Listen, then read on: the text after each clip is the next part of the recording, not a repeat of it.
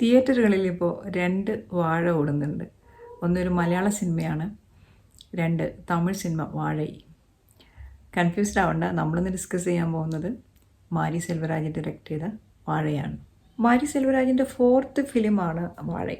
അപ്പോൾ അതിന് മുൻപ് നമ്മൾ കണ്ട പരിയേരും പെരുമാൾ, കർണൻ, മാമണ്ണൻ ഇങ്ങനെയുള്ള പടങ്ങളിലുള്ള ഒരു ഡിറക്ടോറിയലല്ല വാഴയിലുള്ളത്.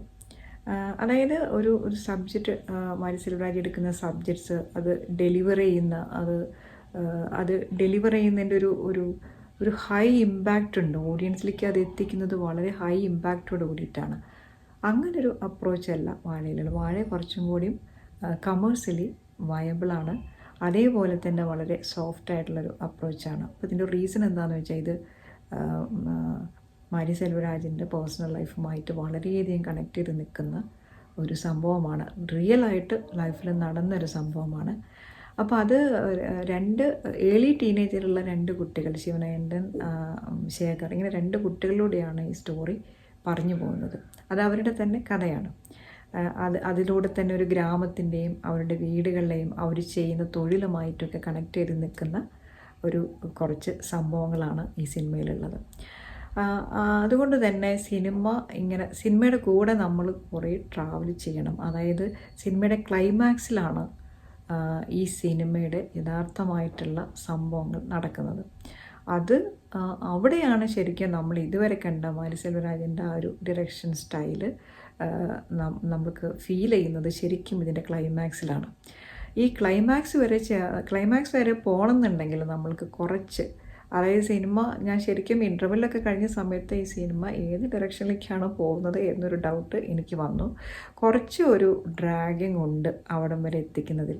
കാരണം പറഞ്ഞ കാര്യങ്ങൾ തന്നെ തിരിച്ചും മറിച്ചും പറഞ്ഞുകൊണ്ട്, അല്ലെങ്കിൽ ഒരു ഗ്രാമത്തിൽ എന്ത് നടക്കുന്നു എന്നുള്ളത് പിന്നെയും കാണിച്ചുകൊണ്ടാണ്, റിപ്പീറ്റഡ്ലി സെയിം സംഭവങ്ങൾ കാണിച്ചുകൊണ്ടാണ് ഈ സിനിമ ക്ലൈമാക്സ് വരെ എത്തുന്നത്. പക്ഷെ ക്ലൈമാക്സ് ഇതുവരെ നമ്മൾക്കുണ്ടായ ഈ ഒരു പ്രശ്നങ്ങളൊക്കെ തന്നെ കോമ്പൻസേറ്റ് ചെയ്തുകൊണ്ടാണ് ക്ലൈമാക്സ് ചെയ്തിരിക്കുന്നത്. വളരെയധികം ഹെവി ഇമ്പാക്റ്റോട് കൂടിയിട്ട് തന്നെ ഈ ക്ലൈമാക്സിൽ നടക്കുന്ന സംഭവങ്ങൾ നമ്മുടെ ഉള്ളിലേക്ക് വരികയും നമുക്കത് ഭയങ്കരമായിട്ടൊരു ശരിക്കൊരു ഹെവി വെയിറ്റ് നമ്മുടെ ഉള്ളിലേക്ക് കൊണ്ടുവരികയും ചെയ്യുന്ന രീതിയിലാണ് ഇതിൻ്റെ സിനിമയുടെ എൻഡ് നടക്കുന്നത്. തമിഴ്നാട്ടിലൊരു റിമോട്ട് വില്ലേജിൽ 90s നടക്കുന്ന ഒരു കഥയാണ്. അപ്പോൾ ഈ ഗ്രാമത്തിലെ ആളുകളെല്ലാവരും തന്നെ വളരെ ബുദ്ധിമുട്ടി ജീവിക്കുന്നവരാണ്. അവർ പണിക്ക് പോകുന്നത് വാഴത്തോട്ടങ്ങളിലാണ്. അപ്പോൾ ഈ വളരെ സർപ്രൈസിങ്, ഷോക്കിംഗ് ആയിട്ട് തോന്നിയൊരു കാര്യമാണ്, ഇവരുടെ കൂലി എന്ന് പറയുന്നത് 1 രൂപയാണ്.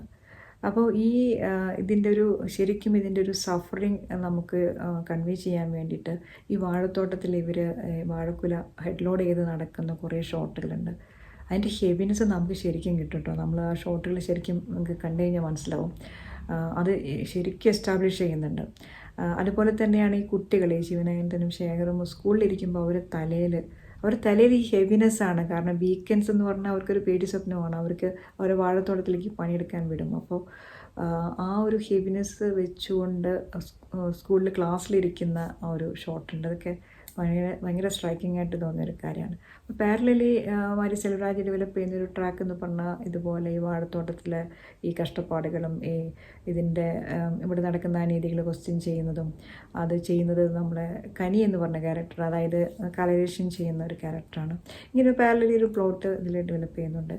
പക്ഷേ മെയിൻ പ്ലോട്ടിൽ നമ്മളുടെ വളരെയധികം അവർക്കുള്ള റിസോഴ്സിൽ വളരെ സന്തോഷത്തോടു കൂടി ജീവിക്കുന്ന നമ്മുടെ ശിവനയന്തനും ശേഖറും, അവർ തമ്മിലുള്ള തിക് ഫ്രണ്ട്ഷിപ്പ്, ഒരാൾ കമൽ ഫാൻ, ഒരാൾ രജനി ഫാൻ, അത്തരം അവരുടെ ആ ഒരു കോൺവെർസേഷനൊക്കെ ഉണ്ട് കേട്ടോ. അത് ഈ ഫാൻഷിപ്പ് വെച്ചുകൊണ്ട് ഉള്ള ചില സീൻസൊക്കെ ഉണ്ട്. അത് ഭയങ്കര രസമായിട്ട് തോന്നിയൊരു സംഭവമാണ്. അപ്പോൾ ശിവനയന്തനാണെങ്കിൽ സ്കൂളിൽ പിന്നെ ഒരു ടീച്ചറോട് ഇൻഫാച്വേഷനുണ്ട്. നമ്മുടെ പൂങ്കൊടി എന്ന് പറഞ്ഞ ടീച്ചറായിട്ട് വരുന്നത് നിഖില വിമലാണ്. അപ്പോൾ നിഖില എനിക്ക് അങ്ങനെ വളരെ അഭിനയിച്ച് വലിപ്പിക്കേണ്ട റോളൊന്നും അല്ലെങ്കിലും ആ ഒരു ഗ്രാമത്തിൽ കുറച്ച് സുന്ദരിയായിട്ട് വരുന്ന ഈ ഒരു ടീനേജേഴ്സായ കുട്ടികൾക്ക് കുറച്ച് ഇൻഫാച്വേഷൻ ഉണ്ടാക്കുന്ന രീതിയിൽ വളരെ അട്രാക്റ്റീവായിട്ട് ബിഹേവ് ചെയ്യുന്ന ഒരു ടീച്ചറായിട്ട്, വളരെ ഒറിജിനലായിട്ട് നമുക്ക് നിഖിലേനെ അതിൽ ഈ സിനിമയിൽ ഫീൽ ചെയ്യും. പിന്നെ ഇതിൽ ഈ 2 സ്റ്റോറികളും ഇങ്ങനെ പാരലലി ഇങ്ങനെ എന്താ പറയുക, തിരിച്ചും മറിച്ചും ഇങ്ങനെ കാണിച്ചുകൊണ്ടാണ് ഈ സിനിമ ക്ലൈമാക്സ് വരെ എത്തുന്നത്. പ്രത്യേകിച്ച് ഇടയിൽ അങ്ങനെ കാര്യമായിട്ടൊന്നും സംഭവിക്കുന്നില്ല. പക്ഷെ എല്ലാം വളരെ പോയിറ്റിക് ആയിട്ടുള്ള ഷോട്ടുകളാണ്. ഷോട്ടിൻ്റെ കാര്യം പറഞ്ഞപ്പോഴാണ് ശരിക്കും പറഞ്ഞാൽ ഈ സിനിമ തുടക്കം മുതൽ അവസാനം വരെ നമ്മളെ ഇങ്ങനെ കണ്ടിരുത്തി കൊണ്ടുപോകാൻ ഒരു റീസൺ എന്ന് പറയുന്നത് തേനി ഈശ്വറിൻ്റെ ക്യാമറയാണ് കേട്ടോ. ഏരിയൽ ഷോട്ട്സ് ഒരുപാടുള്ള ഒരു ഇതാണ്, ഒരു സിനിമയാണ്. അതുപോലെ തന്നെ സൺറൈസ് സൺസെറ്റ് ഇങ്ങനെ ഗ്രാമത്തിൻ്റെ ഒരു വളരെ വൈഡായിട്ടുള്ള ഒരു നേച്ചറൊക്കെ കാണിക്കുന്ന കുറേ ഷോട്ടുകളൊക്കെ നമ്മൾ ശരിക്കും നല്ല വളരെ വളരെ ഭംഗിയാണ് നമ്മൾ കണ്ടിരിക്കാനായിട്ട്. അതുപോലെ തന്നെ ഇതിൻ്റെ കൂടെ ബ്ലെൻഡ് ചെയ്ത് നിൽക്കുന്നൊരു സംഭവമാണ് സന്തോഷ് നാരായണൻ്റെ മ്യൂസിക്. ചില സമയത്ത് ചില ഫാസ്റ്റ് ട്രാക്കുകളൊക്കെ ഉണ്ട്, അതത്ര സിനിമയുടെ ഒരു ടോണുമായിട്ട് അത്ര യോജിക്കുന്നില്ലെങ്കിലും ഓവറോൾ സിനിമേനെ ഒന്ന് എലിവേറ്റ് ചെയ്യുന്നതിൽ ഈ മ്യൂസിക് വളരെയധികം റോളുണ്ട്. അങ്ങനെ ഈ സിനിമ പറഞ്ഞല്ലോ, ഈ സിനിമ ഇങ്ങനെ ഇതേപോലെ പോയിട്ട് ഇതിൻ്റെ ക്ലൈമാക്സിൽ എത്തുന്നവരെ നമ്മൾ സിനിമയുടെ കൂടെ ഇങ്ങനെ നമുക്കിങ്ങനെ നമ്മൾ സിനിമയുടെ കൂടെ ട്രാവൽ ചെയ്യേണ്ട ഒരവസ്ഥയാണ്. കുറച്ച് ഇതിൻ്റെ ഇടയിലുള്ള കുറച്ച് അതായത് ഇപ്പോൾ വേമ്പു എന്ന് പറയുന്ന ആളൊരു ദിവ്യ ദുരൈസ്വാമി ചെയ്യുന്ന ശിവനേന്ദ്രൻ സിസ്റ്ററായിട്ടാണ് വരുന്നത്. ഒരു ഈ കലരേഷൻ തമ്മിലൊരു ലവ് ട്രാക്കൊക്കെ ഉണ്ട്. അപ്പോൾ ഇതൊക്കെ കുറച്ചും കൂടി ഡെവലപ്പ് ചെയ്തിരുന്നെങ്കിൽ ഇതിൻ്റെ ഇടയിൽ നമുക്ക് കുറച്ചും കൂടി എൻഗേജിങ് ആയിട്ട് ഈ സിനിമ ഇരിക്കുമായിരുന്നു എന്ന് എനിക്ക് തോന്നി.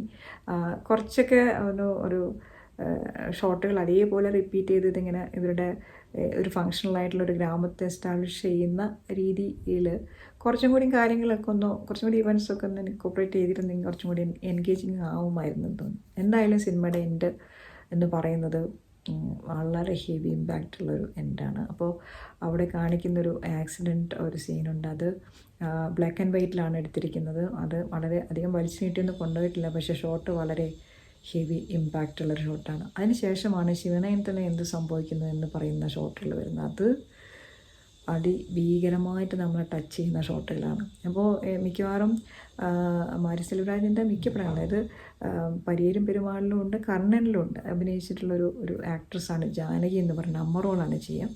അപ്പോൾ അവരിതിൽ ശിവനയനത്തിൻ്റെ അമ്മയായിട്ട് വരുന്നുണ്ട്. തുടക്കം മുതൽ വളരെ എക്സലൻ്റ് ആക്ടിങ് ആണ് കേട്ടോ. എൻഡിൽ വളരെ ലൗഡായിട്ടുള്ളൊരു ഷോട്ടിൽ വളരെ ലൗഡായിട്ടുള്ള ഒരു ആക്ടിങ് ഒരു സീനിൽ കാണിക്കുന്നുണ്ട്. ശരിക്കും പറഞ്ഞാൽ കണ്ണ് നിറഞ്ഞു പോകും. അതുപോലെ തന്നെയാണ് ഈ ശിവനയനത്തിനായിട്ട് വരുന്ന പൊൻവേൽ എന്ന കുട്ടി, പിന്നെ ശേഖറായിട്ട് അഭിനയിക്കുന്ന രാഹുലി, 2 കുട്ടികളും വളരെ എക്സലൻ്റ് ആയിട്ടുള്ള ആക്ടിങ് ആണ്.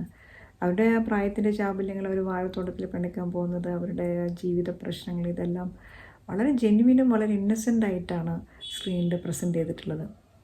പിന്നെ ഓവറോൾ പറയുകയാണെങ്കിൽ മാരി സെൽവരാജിൻ്റെ വാഴ എന്ന പടം എനിക്ക് ഏറ്റവും കൂടുതൽ ഫീൽ ചെയ്തത് അതിൻ്റെ ക്ലൈമാക്സിലാണ്. അതിന് മുന്നുള്ള അതിൻ്റെ ഒരു ജേണി എനിക്ക് കുറച്ച് ഒരു ഡ്രാഗിങ് ആയിട്ട് ചില സ്ഥലങ്ങളിൽ ഫീൽ ചെയ്തിരുന്നു. പിന്നെ ഈ എൻഡിൽ നമ്മളിലേക്ക് ട്രാൻസ്ഫർ ചെയ്യുന്ന ഈ ഹെവിനെസ് എന്ന് പറഞ്ഞ സംഭവം അടുത്ത കാലത്തൊന്നും പോകുന്നൊരു സംഭവമല്ല.